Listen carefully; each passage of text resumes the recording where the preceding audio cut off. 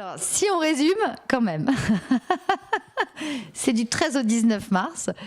Et comme il y a beaucoup de choses, il faut aller sur www.lafeteducourtmétrage.com et là, vous avez tout. La fête du court-métrage, c'était anciennement le jour le plus court. C'est une fête du court-métrage national sur toute la France, partout, partout, partout. C'est pas juste dans votre ville, c'est aussi dans vos lycées, c'est aussi dans les cinémas, c'est partout. Et partout en France en même temps, une espèce d'envie de fêter le court-métrage avec les gens qui font la promotion ou qui aiment le court-métrage et qui dans l'année déjà ont organisé un événement de court-métrage.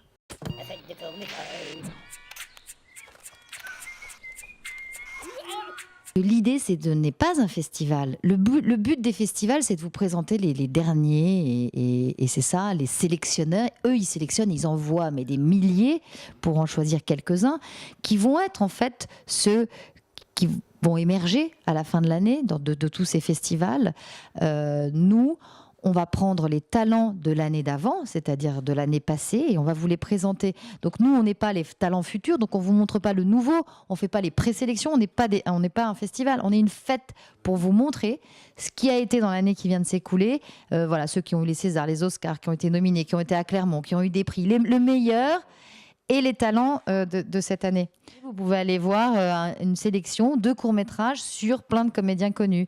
Il y a le Carnaval de la Petite Taupe, il y a toute une sélection qui est plus, on va dire, grand public peut-être aussi. Il y a des choix pointus et des choix plus grand public, des choix pour enfants. Voilà, il y a une sélection, les cours des Palmés. Ce sont tous les grands réalisateurs qui ont eu des courts-métrages palmés à Cannes. Il y a un focus Michel Oslo que vous pouvez avoir dans vos salles de cinéma si vous avez envie d'aller le voir. Voilà. Mais il y a aussi d'autres lieux plus alternatifs qui ont envie de faire des projections. Et donc, dans chaque ville, c'est différent et ça dépend du niveau de la ville. Donc il y a des endroits où vraiment c'est simplement on fait une projection un jour, on dit à tout, voilà, on appelle le réseau et on fait une espèce de discussion, on fait venir un talent, ça peut être ça aussi. Un technicien du coin un peu connu qui vient et qui dit « Ah ben moi je vais venir présenter la séance et parler un peu de mon métier » ou même des ateliers de fabrication.